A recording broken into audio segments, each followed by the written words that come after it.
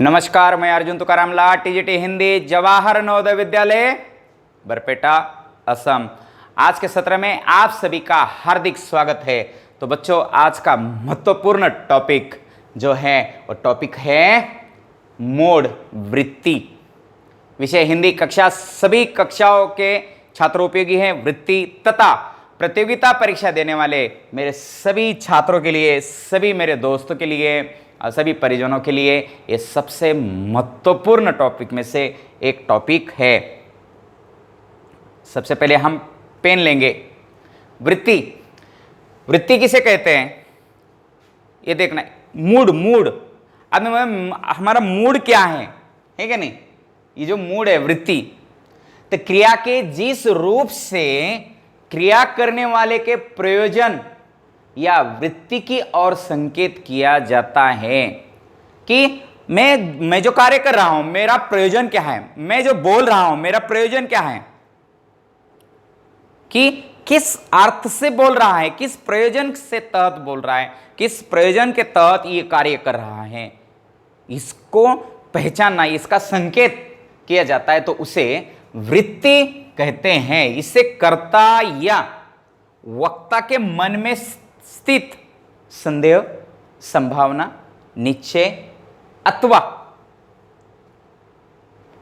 उसके द्वारा किए जाने वाले अनुरोध या आदेश आदि का पता चलता है। देखिए, इसे क्रियार्थ भी कहते हैं। इसे क्या है? वृत्ति की जगह पर हम क्रियार्थ भी कहा जाता है, मतलब क्रिया का अर्थ। क्रिया करने वाला व्यक्ति किस तहत, किस प्रयोजन से ये बात कर रहा है, किस प्रयोजन से ये कार्य कर रहा है, इसका पता हम इस वृत्ति के माध्यम से पता चलता है। बहुत आवश्यक है। कभी कभी बहुत सारे लोग होते हैं कि इनको बोलने के बाद भी उसका अर्थ समझ में नहीं आता है कि किस प्रयोजन से बात कर रहा है। बोलते यार आपने बोला है लेकिन हमें पता नहीं चला।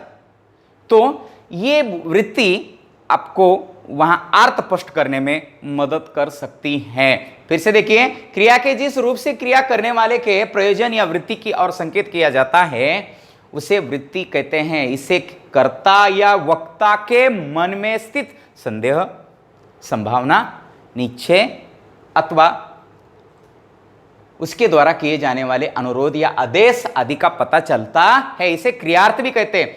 विशेष कुछ विद्वान इसे विधि प्रकार भी कहते हैं। हिंदी में वृत्ति क्रियार्थ के कितने प्रकार है? 5 हैं। और वो 5 कौन से हैं? आगे देखेंगे। वृत्ति के भेद है 5। 1 विध्यर्थ, निश्चयार्थ, संभावनार्थ, संदेहार्थ, संकेतार्थ। तो ये 5 भेद जो हैं उसको एक एक करके हम इसकी जानकारी लेंगे। पहले है विध्यर्थ। क्रिया के जिस रूप से, ध्यान रखिए, क्रिया के जिस रूप से आज्ञा, आदेश, अनुरोध, इच्छा, कर्तव्य आदि का बोध होता है। आज्ञा, आदेश, अनुरोध, इच्छा, कर्तव्य आदि का बोध होता है उसे विध्यर्थ कहते हैं। इसमें सुनने वाला, ध्यान रखिए, इसमें सुनने वाला कुछ क्रिया करता है। जैसे सदा सत्य बोलो, सदा सत्य बोलो, उपदेश, एक गिलास पानी लाओ, आदेश, कृपया बाहर चले जाइए, अनुरोध। या इसमें इसमें सुनने वाला कुछ क्रिया करता है।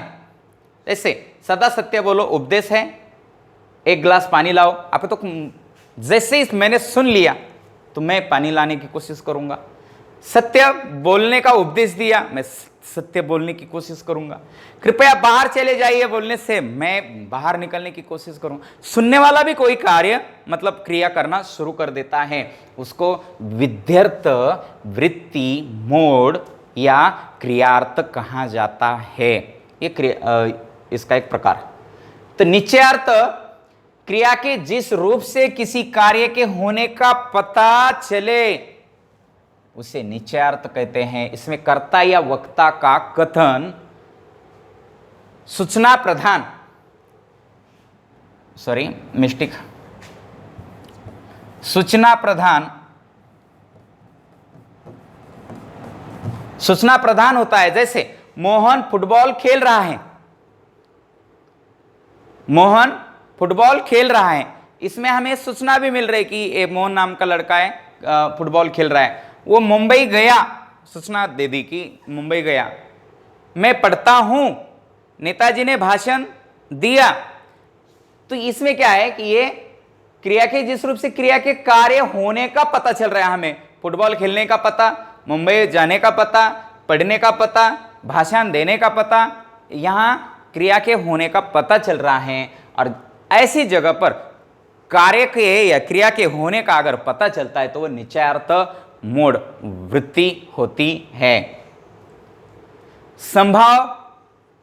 संभावनार्थ वृत्ति में क्रिया के जिस रूप से संभावना, अनुमान आदि का बोध होता है, आदि का बोध होता है, उसे संभावनार्थ भी कहते हैं। जैसे शायद मैं प्रथम आऊं, शायद संभावना है कि मैं पढ़ाई कर रहा हूं तो इसका अर्थ मैं क्लास में प्रथम आ सकता हूं। संभव है आज वर्षा हो, आज शाम को शायद मैं दिल्ली जाऊं, ये सारी क्या है, संभावना है। मैं जाने की मतलब इसमें संभावना प्रतीत होती है, इसीलिए ये संभावना अर्थ वृत्ति के प्रकार में आता है। चौथा जो भेद है संदेह अर्थ। संदेहार्थ में क्रिया के जिस रूप से संदेह, डाउट या अनिश्चय का भाव प्रकट हो उसे संदेहार्थ वृत्ति कहते हैं। कि अध्यापक पढ़ाते होंगे, अध्यापक पढ़ाते होंगे, मैं क्लास में गया नहीं हूं लेकिन अध्यापक पढ़ाते होंगे। पढ़ाते हैं क्या, बैठे हैं या खड़े हैं, कोई पता नहीं, लेकिन पढ़ाते होंगे, मतलब संदेह है। वह मेरी प्रतीक्षा करता होगा, संदेह है। बच्चे खेल रहे होंगे, संदेह है। क्रिया के होने का जहां संदेह होता है वहां संदेहार्थ वृत्ति होती है। संकेतार्थ पांचवा जो भेद है, अंतिम भेद है वृत्ति का, एक क्रिया की किसी दूसरी क्रिया पर निर्भरता अथवा घटनाओं में कार्यकरण भाव सूचित करने वाले अर्थ को संकेत अर्थ कहते हैं। जैसे वर्षा नहीं होगी तो मैं ठीक समय पर आ जाऊंगा, मैं जाता तो उन्हें लाता, मैं जाता तो उन्हें लाता। देखिए, सूचित करने वाले अर्थों को दूसरी क्रिया पर निर्भरता अथवा दो घटनाओं में कार्यकरण भाव सूचित करने वाले अर्थ को संकेतार्थ कहते हैं। तो देखिए, वर्षा नहीं होगी तो मैं ठीक समय पर, मतलब एक क्रिया दूसरी क्रिया पर आधारित है, तो ऐसे जगह पर संकेतार्थ वृत्ति होती है।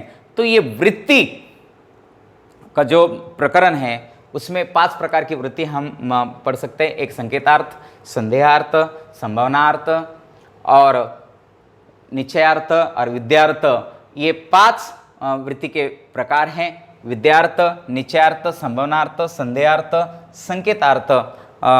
बच्चों, आपको मैं कहता हूं कि ये जो भेद हैं ये कक्षा 10वीं नहीं, कहीं भी एक कोर्स में ज़्यादा से ज़्यादा विस्तार से जब हम काल के बारे में जानकारी लेते हैं तब इसका जिक्र आ जाता है। वृत्ति, ये प्रकार वृत्ति क्या, इसका जिक्र आ जाता है। और बी कोर्स में इस प्रकार का कोई टॉपिक आपको नहीं है, ना ये पढ़ाया जाएगा। ए कोर्स में मात्र इसकी महत्ता है। ए कोर्स के छात्र या हिंदी पढ़ने वाले कोई भी छात्र जिसको ये नॉलेज की आवश्यकता है इस पाठ का अनुसरण कर सकता है। तो ये वृत्ति वाला जो पाठ है मैं यहाँ समाप्त कर देता हूँ। इससे संबंध में आपके पास जो गृह कार्य के रूप में या होमवर्क के रूप में जो कुछ दिया गया है उसके बारे में जानकारी लेंगे। नीचे लिखे वाक्यों में प्रयुक्त वृत्ति निर्दिष्ट कीजिए कि जयशंकर प्रसाद छायावाद के प्रसिद्ध कवि थे। सोचना है कि नहीं? उसने पढ़ा होता तो अच्छे अंक होते। हाँ, संदेह है तो ये ईश्वर सभी का भला करे, बच्चे शोर मत करो। तो इस प्रकार आप वृत्ति को देख सकते हैं। बहुत बहुत धन्यवाद। मैं यहाँ पाठ समाप्त कर देता हूँ। धन्यवाद।